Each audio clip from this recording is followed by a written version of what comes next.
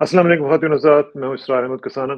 सबसे पहले तो माज़रत 2 दिन मैं आपसे मुलाकात नहीं कर सका और उसकी वजह एक ज़ाती किस्म की थी क्योंकि मेरे जो फ़ादर इन लॉ थे मेरे ससुर साहब उनका इंतकाल हो गया और वो इस दुनिया से चले गए। तो फिर मुझे ज़ाहिर है कि वो जब सारा सिलसिला इस तरह का हुआ और अचानक हुआ, तो उसे एक शॉक भी था और ज़ाहिर है कि उसमें हालत भी इस तरह की आपको पता है कि होती है कि इंसान फिर बात भी नहीं ज़्यादा कर सकता। तो बहरहाल आपसे दरख्वास्त है कि उनके लिए दुआ कीजिएगा, उनके दर्जात की बुलंदी के लिए दुआ कीजिएगा और जो लोग भी रमज़ान में कुरान पाक पढ़ रहे हैं, हमारी तरह के जिससे भी हम छोटा-मोटा पढ़ते थे, तो उनसे भी गुज़ारिश होगी जब वो हाथ उठाएँ दुआ के लिए, तो उनके लिए भी ज़रूर दुआ कीजिएगा। बहुत-बहुत शुक्रिया और प्रोग्राम का आगाज़ करते हैं, लेकिन आपको मालूम है कि प्रोग्राम रमज़ान में हमने आपको कहा हुआ है कि हम हदीस से शुरू करेंगे इंशाअल्लाह या कुरान पाक की आयत से शुरू करेंगे और आज एक हदीस ही की बारी है। तो एक हदीस आपकी खिदमत में पेश है। आप सल्लल्लाहु अलैहि वसल्लम के सहाबी हज़रत हुज़ैफ़ा रज़ियल्लाहु अन्हु से मरवी है।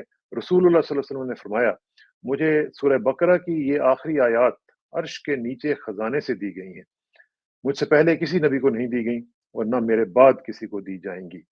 तो ये जो आखिरी आयत हैं इनके बारे में आपको मालूम ही है कि ये जो आमन रसूल से शुरू होके आखिर तक जो जाती हैं, तो ये बड़ी ही ज़बरदस्त किस्म की आयत हैं और जिन लोगों ने भी इनका एक वज़ीफ़ा बनाया हुआ है क्योंकि रात को भी कहते हैं कि सोने से पहले अगर आप पढ़ लें, तो उसकी भी बड़ी फ़ज़ीलत है और आपको अपनी हिफ़ाज़त में रखती हैं। तो इसलिए ये जो चीज़ें हैं इसका रेफ़रेंस भी मैं आपको देता हूँ, ये 3370 है अल-सिलसिला की और ये आप ज़रूर इसको याद कर लें और अगर हो सके तो रात को रोज़ाना आप पढ़ लिया करें।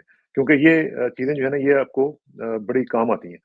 तो फिर यही गुज़ारिश है कि जिन-जिन लोगों ने ये हदीस सुनी है उनसे कि एक दफ़ा कम से कम दुरूद शरीफ ज़रूर पढ़ लीजिएगा। मुझे यकीन है कि हमारे लिए तोशा आखिरत बन जाएगा।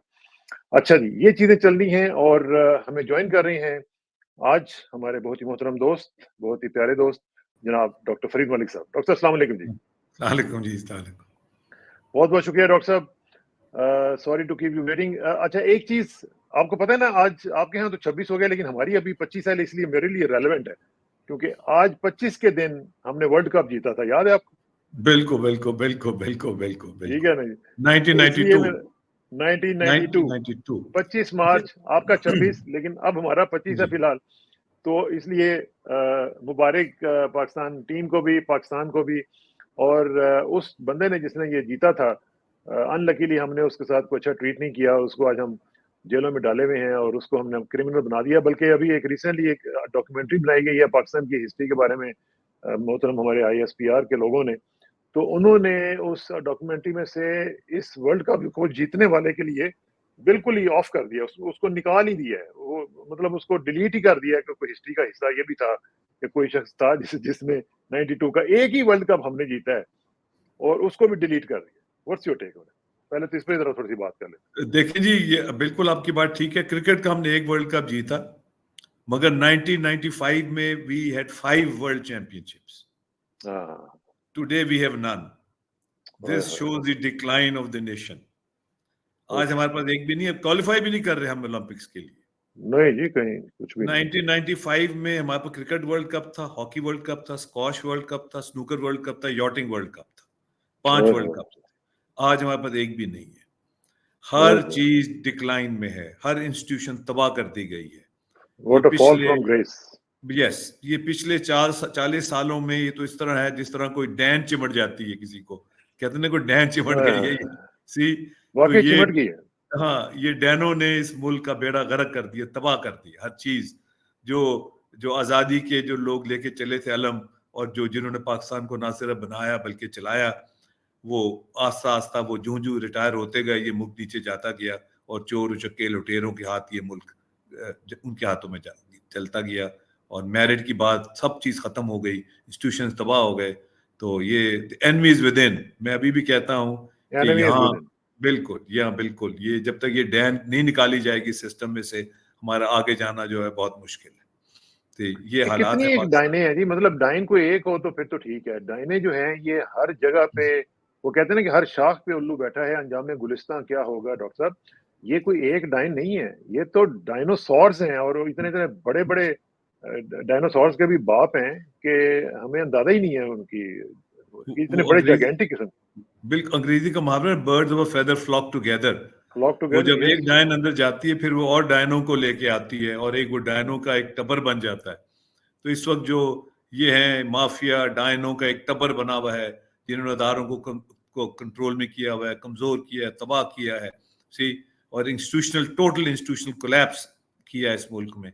ये बिल्कुल, ये this what has happened and it's very लेकिन सैड। डॉक्टर साहब, एक देखे ना, सैडनेस तो यहाँ से आप अंदाजा लगाए ना कि हम मैसेज क्या दे रहे हैं। हम मैसेज दे रहे हैं कि पाकिस्तान को जिस शख्स ने सबसे बड़ा एजाज जो है क्रिकेट वर्ल्ड कप की हैसियत में हमें दिलवाया, हम उसके साथ क्या सलूक कर रहे हैं।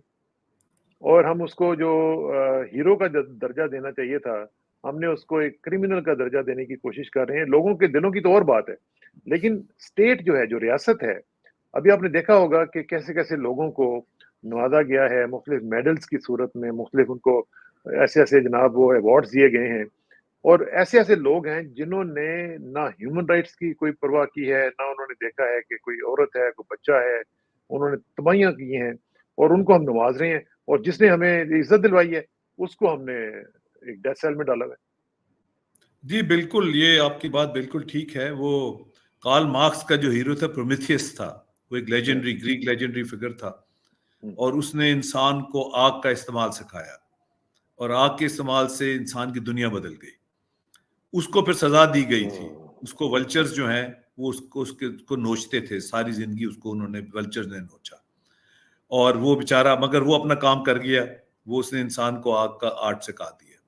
इशू ये है कि ये देखना है कि बेनिफिशरीज कौन है, और वो लोग जो जो वाकई जो जो जिनके लिए सारा स्ट्रगल किया जाता है, जो अहल थे, जिनको उठाना चाहिए था, जिनको उठना चाहिए था, वहां तक वो बेनिफिट्स पहुंचे या नहीं पहुंचे। और ये हमारी बड़ी ट्रेजेडी रही है कि जिसने भी यहाँ कोशिश की मुल्क को उठाने की, उसको गिराया गया। देखे ना आप, तो भुट्टो साहब का भी केस मुकदमा जो है, वो भी सुप्रीम कोर्ट ने भी मान लिया कि जी ये बड़ा मान जुल्म लिया, हुआ, मान बड़ी लिया। ज्यादती हुई। तो मेरे कहने का मतलब है यहाँ उल्टा है, कि यहाँ वो बुल्ले शाह कहते हैं सूली पे चढ़ना पैंदा है, सी। तो यहाँ जो हाँ, लोग सूली पे भी चढ़ जाते हैं, मगर उसका भी कोई सबक हासिल नहीं किया जाता। और सूली पे चढ़ाने वाले जो हैं वो वो फ्लरिश करते हैं, वो ग्रो करते हैं, और जो बेचारे लोग हैं वो सफर करते रहते हैं। जो सूली पे चढ़ता है बेचारा, उसकी कुर्बानी भी जो है वो रायगां चली जाती है। तो ये वो हमारे तो यहाँ, रहेगा, तो रहेगा। क्योंकि ये गोली और बंदूक की सरकार है।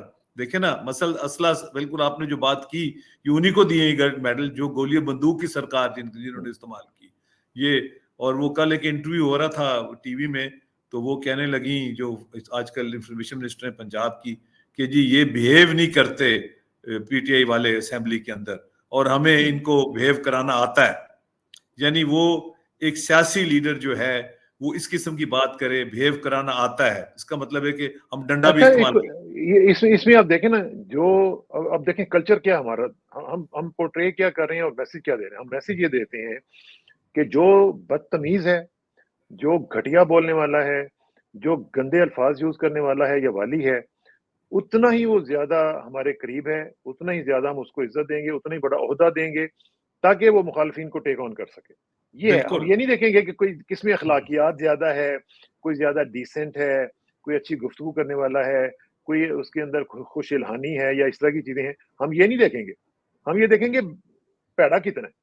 हाँ, असल में ये कल्चर डेवलप हो गया है, और इसमें ये 77 जुलाई 77 से, और पीएमएलएन का बड़ा रोल है। एक कल्चर डेवलप हो गया है कि ये मुल्क सीधे तरीके से चल नहीं सकता। उन्होंने ये कन्विंस कर दिया है कि जी ये मुल्क इस तरह ही चलता है, और ये सीधे तरीके से नहीं चल सकता। और आप पैसे दो और काम कराओ, से बदमाशी करो और काम कराओ, जो आपके रास्ते में रुकावट थी उसको दूर करो। कोई रूल नहीं, कोई रेगुलेशन नहीं, कोई एसओपीज नहीं, कोई असूल नहीं, तो कोई फार्म और तफीम नहीं। फिर फार्म और तफीम की बात करते हैं, एक तरफ पुलिस आके आपके घरों पे घर तोड़ देती है, उठा के ले, तो फिर कहती है फार्म और तफीम होनी चाहिए, असेंबली में फार्म और तफीम होनी चाहिए। ओ भाई, हाँ, कहां से होगी ये फार्म और तफीम? एक तरफ आप डंडे सोटे चलाते हो, फिर कहते हो फार्म और तफीम होनी चाहिए। वो किस तरह होगी ये फार्म और तफीम? जब तक आप एक माहौल नहीं पैदा करोगे, एक बैकग्राउंड नहीं करोगे, एक एक बैठ के टेबल पे शरीफों की तरह, इंसानों की तरह गुफ्त शरीद नहीं करोगे, बात नहीं करोगे, तो कुछ फार्म भी और नहीं। तफीम किस तरह हो सकती है? देखिए ना, हमारा जो दीन है डॉक्टर साहब, वो हमें सिखाता है कि नरमी के साथ, अखलाक के साथ। नबी पाक सल्लल्लाहु अलैहि वसल्लम के बारे में कहा गया कि वो उसवा हसना है तुम्हारे लिए। और उनको अपनाओ, उनकी उनकी तालीमात को अपनाओ। और उनकी तालीमात में उनकी एक हदीस है, नबी पाक सल्लल्लाहु अलैहि वसल्लम ने फरमाया कि नरमी इख्तियार करो, क्योंकि जिस चीज़ से नरमी निकल जाती है, वो बदसूरत हो जाती है, और जिसमें नरमी होती है, वो खूबसूरत होती है। अच्छा, अब ये जो नरमी है, वो तो हमारे मुआशरे में रही नहीं है। अब तो यहाँ तो सख्ती और इतनी दुरुस्ती और इतनी किस्म की वो घटियापन बल्कि कहा जाए तो वो आ चुका हुआ है।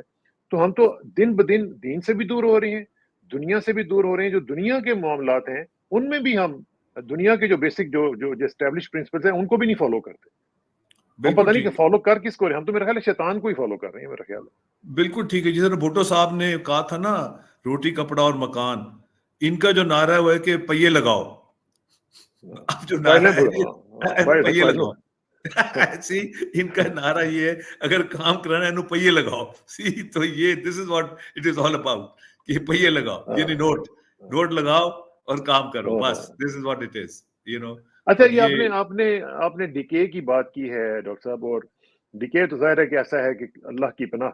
लेकिन अब ये देखें जिस तरीके से इंस्टीट्यूशंस बर्बाद हो रही हैं। अभी आपने कल परसों से ये एक नया सिलसिला शुरू हुआ हुआ है। अब पाकिस्तान का एक टॉप क्लास इंस्टीट्यूशन है एचिसन कॉलेज। अब देखें कि एक इनका जो बडी है, जो इनका फ्रंटमैन है, मुबैना तौर पर जो अहद चीमा, उसकी बच्चों के हवाले से देखें कि वो एक जो प्रिंसिपल है, जो ऑस्ट्रेलियन है मेरा ख़्याल है, वो मजबूर हो गया है इस्तीफ़ा देने के ऊपर। वो कहते हैं कि वो एचिसन की हिस्ट्री का सबसे कामयाब तरीन प्रिंसिपल गुज़रा है। तो इस तरीके से आप देखें कि एक अहद चीमा, जिसके बारे में कहा जाता है मुबैना तौर पर कि वो इनका फ्रंटमैन होते हुए उसने बड़ी जायदादें बना ली हुई हैं, वो अपनी बच्चों की फीस नहीं दे रहा। बल्कि मैं देख रहा था ट्विटर के ऊपर ट्रेंड शुरू हो गया है कि यार इसको गो फंड भी करके कि इसके लिए पैसे जनरेट करो। अहद चीमा के लिए ये गरीब है, बहुत ज़्यादा इसको फ़ुकरा है, और इसके बच्चों की फीस हम देते हैं। और वो बेचारा जो है, वो प्रिंसिपल जो है, वो चला गया है। वो उसने कहा जी मैंने नहीं रहना। और आज अताउल्लाह तारड़ जो है वज़ीर इत्तलात, वो उसकी मिन्नतें कर रहे हैं जी कि आप ना जाएँ। क्या मुझे ये बताएँ, ये मैसेज हम दे रहे हैं पूरी दुनिया को कि जो बाहर से आएगा उसको हम इस तरह ज़लील करेंगे, और फिर हम अपने उन इंस्टीट्यूशंस को जो पाकिस्तान की शनाख्त है, एचिसन कॉलेज का नाम लेते हैं तो पाकिस्तान का नाम जो है वो उसमें आ जाता है। तो वो हम उनको बर्बाद कर रहे हैं। देखिए जी, दो चीजें हैं। एक तो चीज ये है कि छोटे लोग बड़ी बड़ी पोजीशंस पे पहुंचा दिए गए हैं। एक तो ये बड़ी बात, ये हमारे यहाँ बड़ी ये ट्रेजेडी हुई है कि छोटे हुँ, छोटे हुँ, लोग जिनकी बड़ी बड़ी तंग नजरी और तंग ख्वाहिशात थी, उनको बड़े बड़े ओहदों पे पहुंचा दिया गया है। उनके नजदीक हुँ, ये चीजें असूल परस्ती और प्रिंसिपल्स और नेक नामी नेक नीति की कोई वैल्यू नहीं है, नंबर एक। नंबर दो, मेरे नजदीक अहाद चीमा साहब जो हैं, वो सिर्फ एक चीज पे क्वालिफाई करते हैं। अगर वो ये कहें कि जी ये सब यतीमों के जो बच्चे हैं वो एशियन कॉलेज में फ्री पढ़े, सिर्फ हाँ। ये केस उनका बनता है कि जी मैं यतीम हूं और मेरे बच्चे जो हैं उनकी फीस जो है वो माफ कर दी जाए। ये उनका केस बनता है, और कोई केस नहीं बनता। मेरा ख्याल है उनको अपनी एक फ्रेश एप्लीकेशन सबमिट करनी चाहिए, माफी मांगनी चाहिए और कहना चाहिए जी मैं यतीम हूं, और क्योंकि मैं यतीम हूं लिहाजा मेरे बच्चों की एशियन कॉलेज में जो है ये फीस माफ कर दी जाए। तो फिर और वो साथ ये फिर भी डिक्लेयर कर दें, अपने एसेट्स को भी डिक्लेयर कर दें कि ये सारे एसेट्स मेरे नहीं हैं। मैं हाँ, चूँकि यतीम हूँ, इसलिए ये मैं सारे यतीम खाने को देता हूँ, और मेरे बच्चों की फीस जो है वो यतीम खाना दे दे या आप दें। नहीं बैतुल माल नहीं, बैतुल माल से हाँ, आ जाएगी वो, कोई हाँ, बात चलें नहीं। बैतुल माल दें। हाँ, बैतुल माल से आ जाएगी। ये इसका हद ही ये हो गई इस, है वैसे डॉक्टर साहब। ये ये ये नहीं डॉक्टर इसका साहब, ऐसे मैंने ए दसो ਤੁਹਾਡੇ शहर जो हो की रहा है, लाहौर ऐसा तो नहीं था। लाहौर जो हमने देखा हुआ है, लाहौर ऐसा नहीं था। लाहौर हो रहा है जी। अब मैं क्या कहूँ आपसे, मैं तो हाँ, मेरी सारी जिंदगी यहाँ और एक्टिविज्म में गुजरी है, लाहौर पे गुजरी है, माल रोड पे गुजरी है। देखो ना माल जहाँ रोड पे सारा एक्शन, एचिसन के सामने से गुजरते हुए गुजरी होगी। बिल्कुल बिल्कुल बिल्कुल बिल्कुल। हुँ, तो ये तो हमने तो लाहौर पाकिस्तान को बनते और बिगड़ते हुए अपनी जिंदगी में देखा है, विच इज वेरी पेनफुल। देखे ना, ये वही लाहौर था जहाँ बड़े बड़े लोग, बड़े बड़ी रैलीज, बड़े हाँ, बड़े हाँ, हाँ, बड़े बड़े मूवमेंट्स चली, बड़े बड़ी पिच बैटल्स हुई, हमने भी की, सी बड़े बड़े मार्के हुए, और इन द हाँ, and this is what has happened कि ऐसे ऐसे लोग। वो भी वक्त था गवर्नर हाउस में निश्तर साहब रहते थे, इसी गवर्नर हाँ, हाउस में, और वो लॉरेंस गार्डन में सुबह सैर करते थे, अपने जो टेलीफोन प्राइवेट करते थे उसका लॉग रखते थे और पेमेंट करते थे अपनी जेब से टेलीफोन कॉल्स की। यानी सरकारी टेलीफोन भी वो इस्तेमाल नहीं करते थे पर्सनल कॉल्स के लिए। ये भी वो जमाना था, वही लाहौर था। ये लाहौर ने ये रूज और जवाल जो है ये देखा, ये पता नहीं कैसी आजादी है। जिसके लिए हम सब ने नहीं, लेकिन डॉक्टर साहब ये जो आपने वैसे बात तो खैर बताई है कि जो बड़े-बड़े ओहदों पे छोटे-छोटे लोग आगे हुए हैं। अब ये जो हमारे गवर्नर साहब हैं माशाल्लाह बड़े बारीश किस्म के इंसान हैं और सुना है कि बाहर से पढ़ के भी आए हुए हैं, बहावलपुर से इनका ताल्लुक है और अब देखिए इनको स्टैंड लेना चाहिए था ना कि भई मैं गवर्नर हूँ, मैं इस तरह बुलडोज़ नहीं कर सकता, एक बोर्ड ऑफ गवर्नर्स है, उन्होंने एक फैसला किया हुआ है और उसका जो जो प्रिंसिपल है वो एक बहुत इफेक्टिव किस्म का और बड़ा ज़बरदस्त किस्म का आदमी है। उन्होंने अपना एक डिसीजन लिया है तो लेने दें उनको। ये क्यों इसके ऊपर इंटरवीन करते हैं और इसका इसका बेड़ा गर्क कर देंगे और ये एचईएसएन कॉलेज का तो बिल्कुल स्टैंडर्ड फिर ज़ीरो पे आ जाएगा। देखिए जी, पीएमएलएन में स्टैंड लेने का या डिसेंट करने का कोई कल्चर एग्जिस्ट नहीं करता। ये दिस डज नॉट एग्जिस्ट। जो डिसेंट करता है या डिसएग्री करता है या ऑर्डर नहीं मानता, उसका उसका उसको बदहाल किया जाता है, उसका एक एग्जाम्पल बना दिया जाता है। जिस तरह हेनरी किसिंजर ने भुट्टो को कहा था ना, we'll make an example out of, हाँ, हॉरिबल एग्जाम्पल आउट, इसी गवर्नर हाउस में कहा था उन्होंने कि we'll make a horrible example। तो ये पीएमएलएन का ये कल्चर है। अब ये बड़े आजकल साकिब निसार साहब को बड़ी गालियां दे रहे हैं। साकिब निसार इनके वकील थे। हाँ, होते थे, बिल्कुल सेक्रेटरी लॉ बनाया था इन्होंने। इनके वकील थे, इनको सेक्रेटरी लॉ बनाया। सी, फिर एक ऐसा पॉइंट आया कि it became too much for him. इनके ऐसे ऐसे ऑर्डर्स आते थे कि उसके लिए इंप्लीमेंट करना इम्पॉसिबल हो गया था। उसने डिसेंट किया। जब डिसेंट किया तो दुश्मनी शुरू हो गई। सी, ये तो डिसेंट में तो बिलीव ही नहीं करते ना। ये इनका ये कॉन्सेप्ट ही कोई नहीं है कि कोई असूल की, प्रिंसिपल्स की, कानून की या मेरिट की बात करे। इनका प्रिंसिपल ये है कि जो हमने कह दिया वो होना है, वो करना है और इस मुल्क के इस तरह ही होता है। ये टिपिकल इनकी टर्मिनोलॉजी है, जैसे इस तरह ही होता है। बस मर्जी है रहो, मर्जी है ना रहो, रहने तो रहो, नींद पे जाओ। See, this is the concept, my way और द हाईवे। बस सही बात। तो अच्छा, इसी तरह देखें जो इंस्टीट्यूशंस हैं बर्बाद हो रहे हैं। अभी मैं देख रहा था कि एक मलिक रियाज साहब जो हमारे बहरिया वाले हैं, उनका एक लेटर सर्कुलेट कर रहा है और बहुत बड़ी तादाद में सर्कुलेशन उसकी हो चुकी हुई है।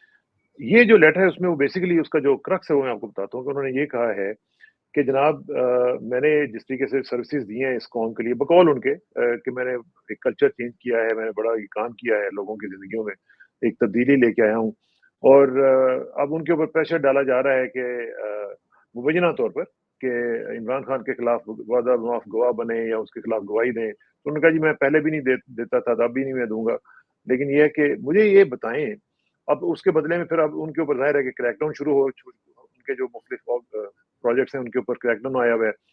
तो जब हम अपने जो दाखिली इन्वेस्टर्स हैं, जो इतने बड़े-बड़े लोग लेवल पे काम कर रहे हैं, अगर हम उनको इस तरह तंग करेंगे, तो फिर मैसेज हम बाहर वाले जो एफडीआईज वाले हैं या दूसरे जो पर्सनल इंडिविजुअल इन्वेस्टर्स हैं इंटरनेशनल लेवल पे, उनको क्या मैसेज दे रहे हैं जी कि हम अपने इन्वेस्टर के साथ ये करते हैं?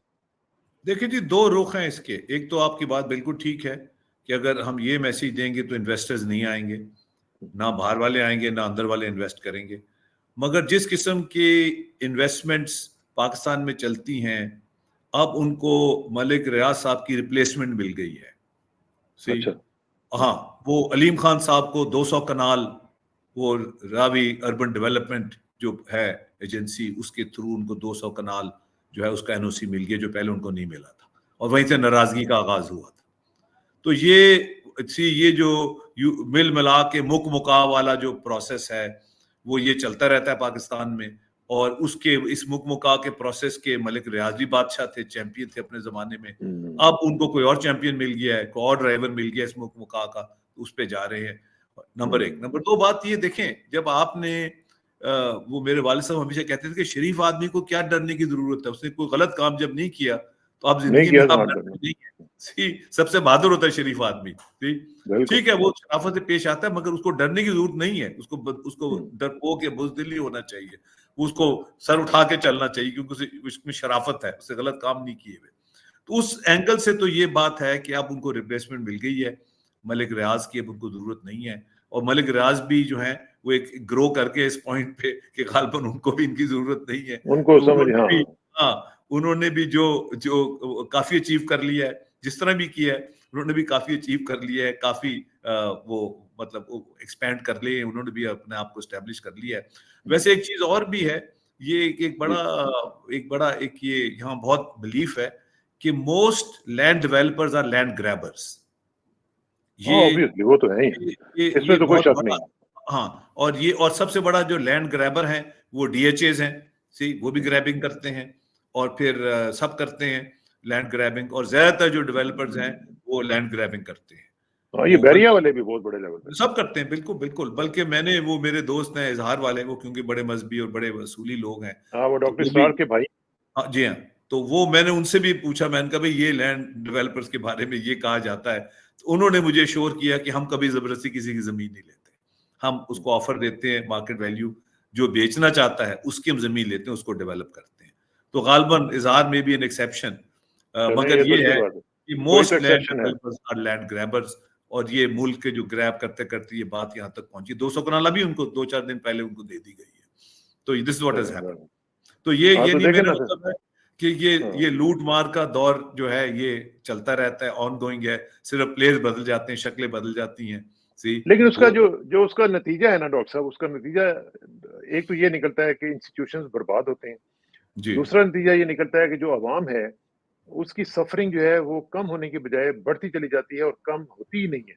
अभी आप देखें ना, इंस्टीट्यूशंस की आप बात कर रही हैं, अभी इलेक्शन कमीशन का भी इंस्टीट्यूशन है ना हमारे मुल्क में। आप उसकी हालत देखें कि वो उसकी क्या हालत होगी भी है। वो उसमें तो लगता है कि कोई बंदा जो है वहाँ पे काम करता ही नहीं है, सारे के सारे किसी और कंट्रोल रूम में जाके काम करते हैं और उनका कंट्रोल रूम किसी और जगह पे उनके है ही नहीं। तो ये इस जी हाँ। तरह अब इलेक्शन कमीशन का भी तो देखें ना कितना बड़ा रोल है, जिसको हमने बर्बाद करके रख दिया। जो टेस्ट केस था वो 2013 में था, जब हुँ, फखरुद्दीन जी इब्राहिम को इलेक्शन चीफ इलेक्शन कमिश्नर बनाया गया।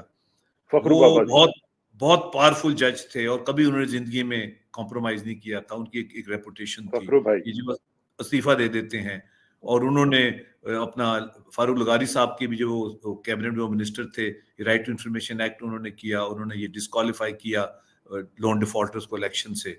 तो जब अपना लगारी साहब ने इजाजत दे दी इनको, मोस्टली पीएमएलएन के लोगों को इलेक्शन लड़ने की, तो उन्होंने इस्तीफा दे दिया, सही, वो घर चले गए। तो जब वो 2013 में चीफ इलेक्शन कमीशन बने तो लोगों का ये ख्याल था कि अब इलेक्शन ठीक हो जाएगा, मगर जब इलेक्शन के खिलाफ शिकायत आई, और मैं समझता हूँ 2013 का इलेक्शन पीटीआई जीत चुकी थी on its own without any help, हुँ, उनको हुँ, डिनाई की गई विक्ट्री, और पीएमएलएन को जिताया गया। विक्ट्री स्पीच, अभी रिजल्ट आए नहीं थे, विक्ट्री स्पीच करा दी गई और ये सारा कुछ किया गया। तो फखरुद्दीन जी इब्राहिम साहब जो थे, उनको समझ आ गई कि ये जो है ये गेम ऊपर ऊपर से चली गई है मेरे, तो हुँ। उन्होंने इस्तीफा दिया और वो खामोशी से घर चले, वो बोले नहीं। सी हाँ, और आखिरी दम तक नहीं बोले। नहीं बोले। और मुझे यही लग रहा है कि जो मौजूदा इलेक्शन में राजा साहब हैं, इनके साथ भी यही होगा। हुँ, ये भी इन्होंने खामोशी इख्तियार की हुई है, इन्होंने कोई प्रेस कॉन्फ्रेंस नहीं की, कोई प्रेस रिलीज नहीं दी, ये टोटली खामोश हैं। और मैं इस नतीजे पे पहुंचा हूं कि 70 के इलेक्शन के बाद जब स्टैब्लिशमेंट को डिफीट हुई थी, अब दोबारा 2024 में दोबारा स्टैब्लिशमेंट को डिफीट हुई है। ये 70 का इलेक्शन और 2024 का इलेक्शन, ये बिल्कुल इसमें बड़ी कॉमनैलिटीज हैं। दोनों में स्टैब्लिशमेंट को डिफीट हुई थी, बड़ी वाइड मार्जिन से डिफीट हुई थी। उस वक्त ये फैसला कर लिया गया था कि अब जो कंट्रोल रूम है इलेक्शन कमीशन का, वो इलेक्शन कमीशन में नहीं होगा, वो कंट्रोल रूम जो है वो कहीं और होगा। सी क्योंकि इलेक्शन कमीशन जो है ये मैनिपुलेट, उस हद तक मैनिपुलेट इलेक्शन नहीं कर सकती जो वो मैनिपुलेट करने वाले ज चाहते हैं।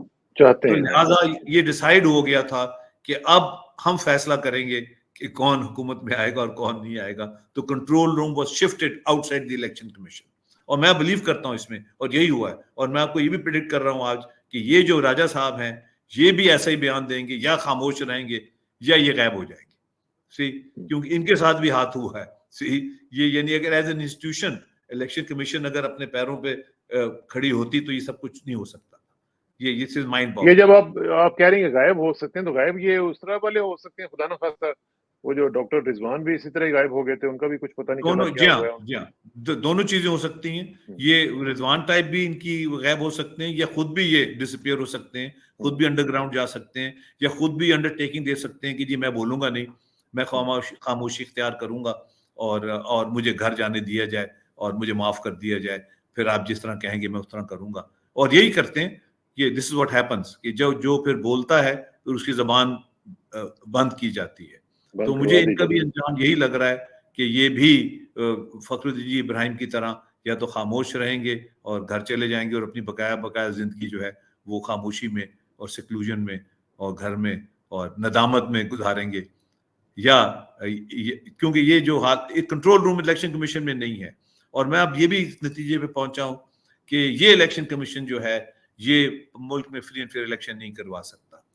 और अगर हमने वाकई इस मुल्क में फ्री एंड फेयर इलेक्शन कराना है और विल ऑफ द पीपल को प्रिवेल करना है, तो हमें यूनाइटेड नेशंस के अंडर ये इलेक्शन कराना पड़ेगा, जहां सारे लोग जो इलेक्शन कंडक्ट करें वो न्यूट्रल हो, उनका कोई इंटरेस्ट ना हो, उनको बाद में सेनेट की सीटें ना दी जाएं, बाद में मिनिस्टर ना बनाया जाए, बाद में चेयरमैन मुख्तलिफ इदारों के ना उनको बनाए जाए। लेकिन दिस इज अ जोक कि आप इंटरिम सेटअप लेके आए हैं, आप इंटरिम सेटअप लेके आए हैं, that has to be neutral. ये कैसा न्यूट्रल इंटरिम सेटअप है?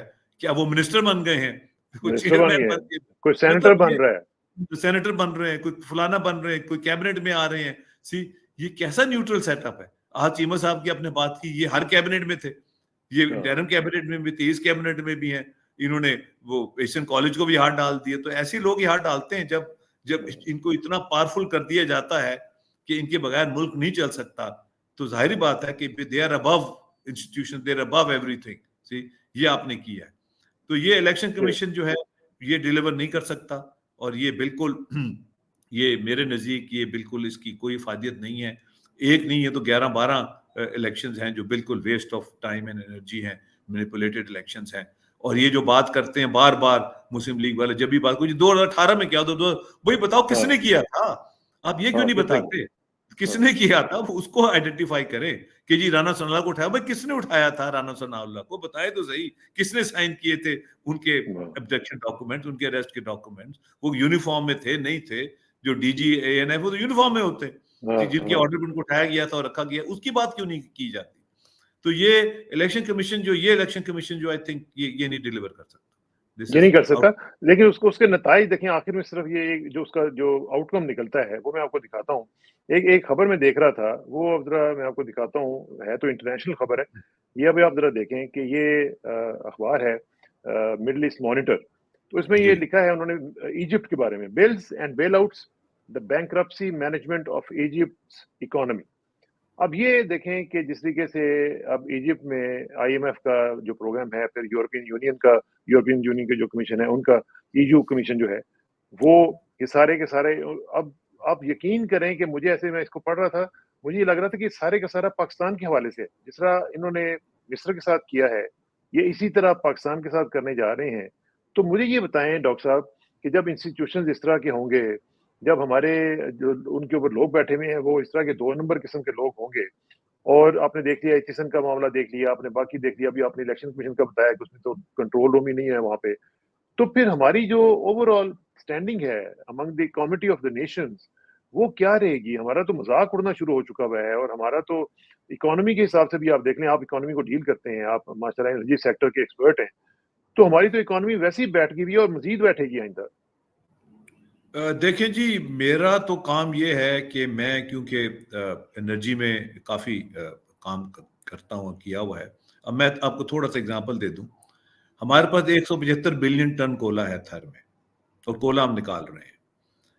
इसके बावजूद हम $2 बिलियन का कोला इंपोर्ट कर रहे हैं। जिस मुल्क में 175 बिलियन टन कोला हो, वो 2 बिलियन का कोला क्यों इंपोर्ट करे? हम आईएमएफ की मिन्नतें करते हैं 1.3 बिलियन डॉलर के लिए। 200 बिलियन हम कोले को अपने कोलों के इस्तेमाल करके बचा सकते हैं।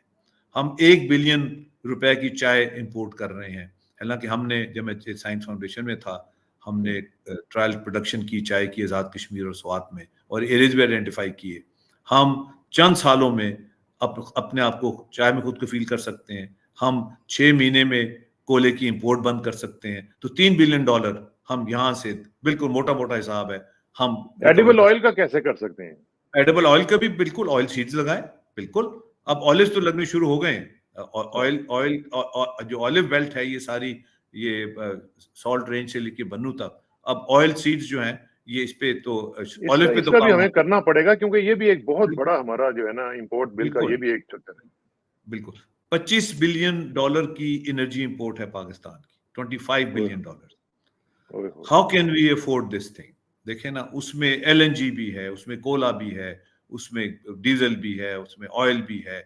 मतलब हमने कोई फोकस ही नहीं है, there is nobody looking inward. हमारी फरवरी में एक्सपोर्ट थी 2.2 बिलियन डॉलर्स की, और हमारी इंपोर्ट थी उससे डबल 4 बिलियन डॉलर्स की। अच्छा, एक और मैंने आर्टिकल अभी लिखा है, मैं 92 में जब पाकिस्तान आया था तो मैं गाड़ी बुक कराने गया on my transfer of residence, तो उन्होंने मुझे कहा कि जी अब आप गाड़ी नहीं बुक कर सकते, अब ये यहाँ असेंबल होंगी तो आप पाकिस्तानी गाड़ी खरीदेंगे। ये 32 साल पहले की बात है। 32 साल से हम गाड़ियां असेंबल ही करी जा रहे हैं, अरबों रुपए हमारा, अरबों डॉलर जो हैं वो हम बाहर भेज देते हैं, जापानी को दे देते हैं, अभी तक मैन्युफैक्चरिंग शुरू नहीं हुई। अब मैंने आर्टिकल लिखा है कि 10 साल जिनको हो गए हैं ऑटो यहाँ असेंबल करते हुए, अगर वो 90% डिलीशन बाय वैल्यू नहीं करेंगे तो उनको they should be shut down. ये मजाक खत्म होना चाहिए। पहले there was no import of vehicles, लोग गाड़ियां अपने पर्सनल बैगेज में लेके आते थे, या अपने ट्रांसफर रेजिडेंस में आते थे, या गिफ्ट की जाती थी। सी, मैं अपने वाले साहब को गिफ्ट किया करता था गाड़ी, तो वो गाड़ी जाके बुक करा के मंगा लेते थे। कोई foreign exchange burden government of Pakistan पे नहीं था गाड़ियों का। अब आपने सारे शहर में गाड़ियां भरी हुई हैं, और वो सब जैपनीज कार्स हैं, और उसमें डिलीशन आपका प्रोग्राम कोई नहीं है, और बिल्कुल ही आपके पैसे बाहर जा रहे हैं। कोई, मेरा मतलब कोई चेक एंड बैलेंस ही नहीं है, कोई है ही नहीं। बिल्कुल नहीं, इतना भी हेवायर नहीं है। There are people behind who are benefiting from all this. और जिस टाइम इंस्टीट्यूशंस की आपने बात की, इंजीनियरिंग डेवलपमेंट बोर्ड बना था, वो अपना रोल प्ले नहीं करता, उसमें अपने मर्जी के लोग लगा देते हैं। सी, उससे वो वेवर्स दे देते हैं, इनको अलाउ कर देते हैं, यानी डिलीशन अलाउ कर के वेवर दे देते हैं कि नहीं जी ठीक है आप अभी ना बनाएं, फिर बाद में बना लेना। फिर एक अटेम्प्ट हुआ पाकिस्तान में गाड़ी बनाने का, एडम रीवो गाड़ी बनी बकायदा, 500 गाड़ियां उन्होंने बनाई और रोड पे आई, और उनको 8000 गाड़ियों का जब ऑर्डर देने लगी गवर्नमेंट ऑफ पाकिस्तान, जो सारे असेंबलर्स थे ये पहुंच गए, उस शौकत अजीज प्राइम मिनिस्टर थे कि जी अगर आपने इनको ऑर्डर दिए तो हम अपने प्लांट बंद कर देंगे, वो फेल करती है।